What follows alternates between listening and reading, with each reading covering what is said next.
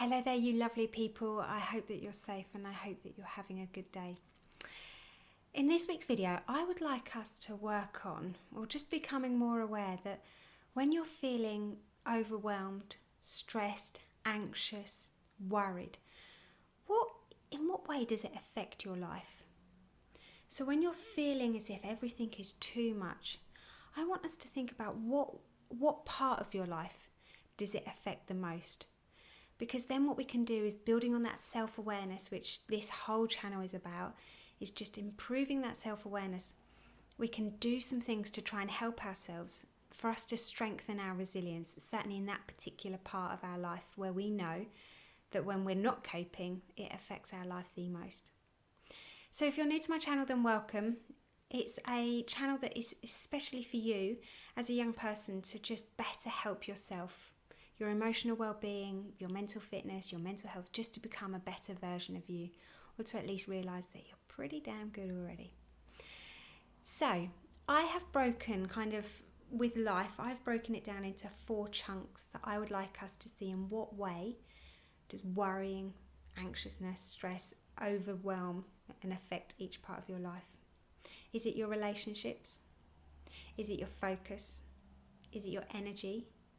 Is it your self-care? So let's just go through that. I'm not too sure if I'm going to remember in that particular order, but let's go with relationships first. When we feel worried, when we feel that overwhelming feeling of anxiousness, what happens is it can affect our ability to empathise, to be understanding.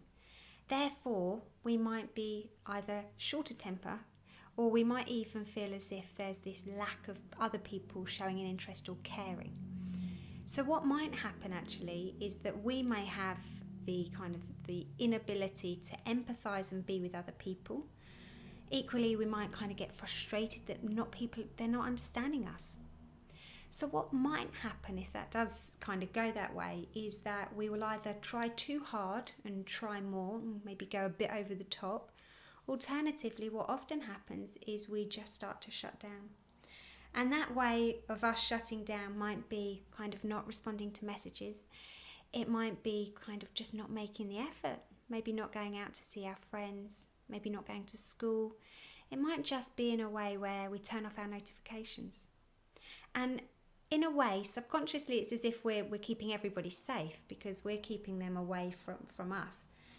But actually what could be happening is you could just be struggling even more than you were.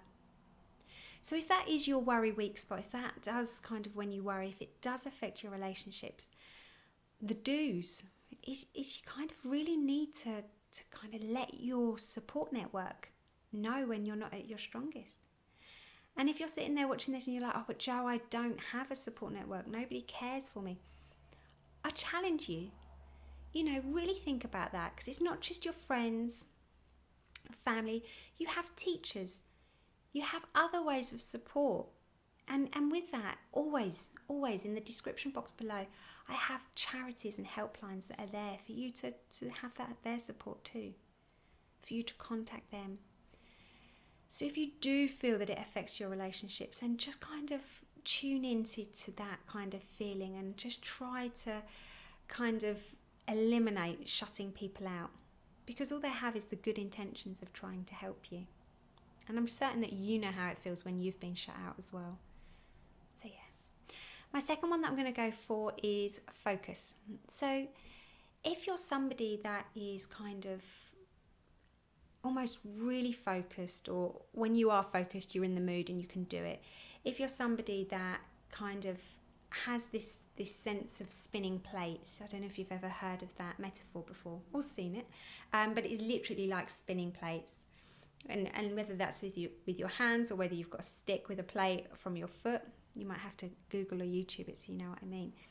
But that ability to spin plates is normally quite good. When we're focused, we've got it. But when things start to slip, it starts to get hard. And that can also make it might make that multitasking a little bit harder. Or it might make our ability to do our homework or just jobs in general sometimes slower, just harder to have that focus. So if that's you, sometimes what we can feel may happen is just this slip in maybe kind of our work, in our concentration, in our ability to care about what we're doing. So my must for that one, my do for that one, is that you need to lower your expectations of yourself. You just need to bring them down.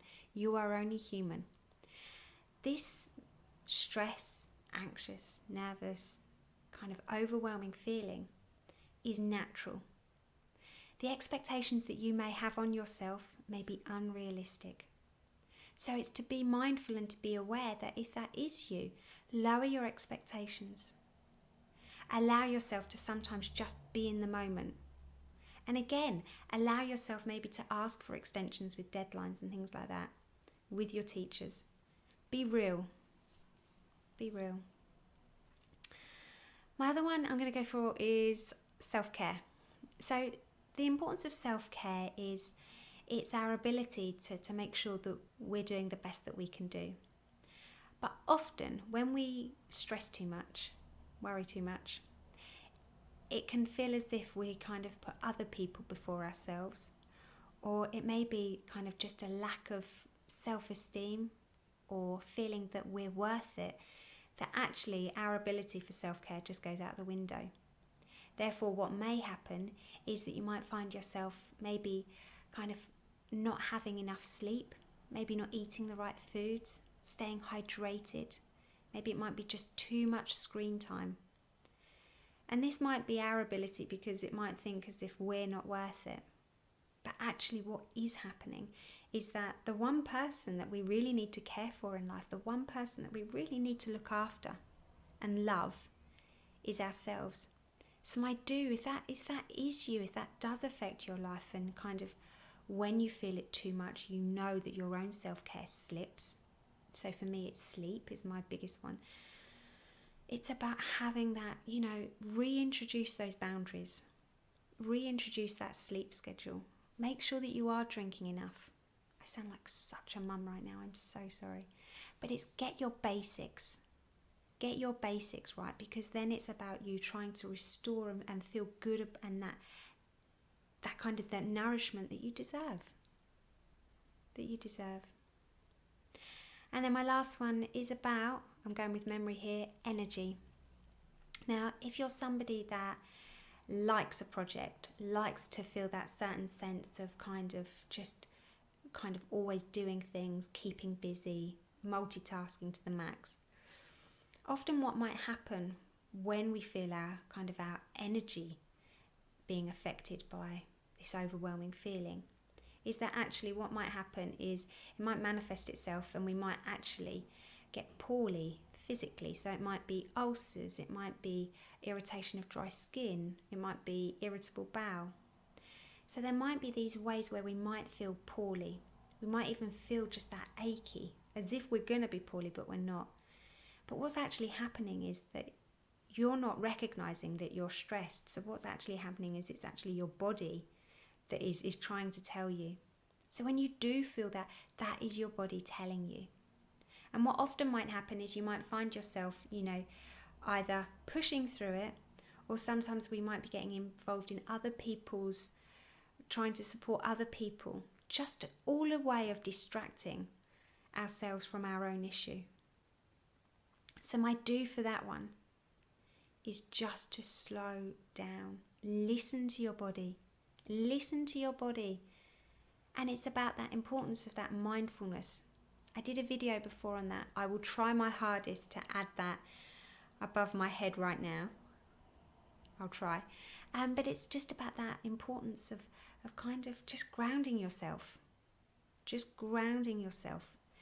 Breathing, just being able to get some fresh air. But it's about you taking yourself just as important as you take everybody else. So yeah, there's just 4 areas that I'd like you to kind of think about when you stress, worry, maybe the anxiousness is just so high. In what way does it affect your life? And hopefully that will give you some ideas in ways that you can help yourself too. I look forward to seeing you next time. Take care, everybody. Bye.